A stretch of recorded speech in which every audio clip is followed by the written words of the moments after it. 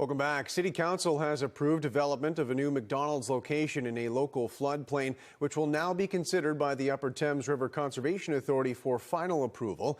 The property is in northeast London near Adelaide and Windermere. Dissenting councillors had voiced safety concerns over the proposed development, citing the likelihood of future flooding. Supporting councillors indicated the risk is incumbent on the property owner and still subject to Conservation Authority approval. And a timeline for that final decision is not clear at this point. And for more on this, we're joined by Slobodan Simonovic, who is a professor emeritus at Western University, an expert in this field. Thanks for joining us, Slobodan. Thank you very much for giving me the opportunity to be with you. For sure. Now, I want to start with talk about just the risk maybe in general of building a structure in this floodplain. You know, I almost hesitate to ask what's the worst that could happen, but maybe what's likely to happen if you're building in these environments. Very good question, Carl. I would start with maybe explaining a little bit what the floodplains are.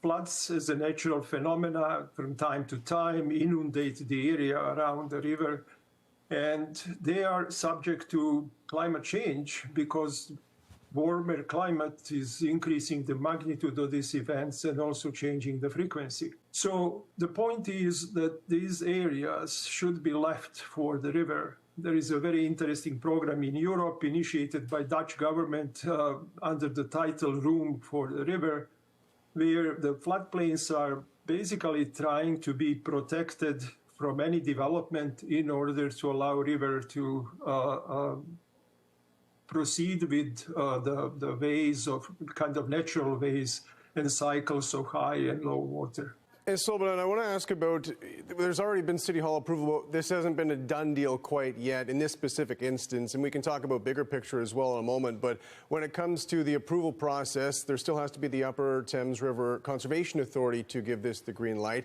In your opinion, is that something that maybe is likely to happen, or should that approval be given from the next step?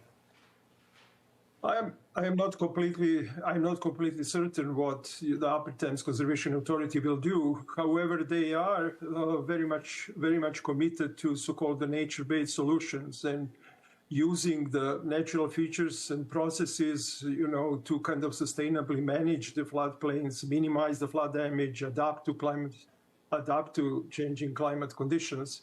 So my expectation will be that Upper Thames will look at this particular decision through the lens of, all the talk on natural and a commitment to natural-based solutions. I was under the impression that City of London also cares, and we see some kind of support to climate action. We see the plans and strategies for support to climate action. We see the climate emergency action plans. But the decision that has been made, in my opinion, is in a direct contrast to all this talk about focusing on nature-based solutions. Okay, Slobodan Simonovic, Professor Emeritus at Western University. Thank you very much for your time today, Slobodan. Thank you, Caroline.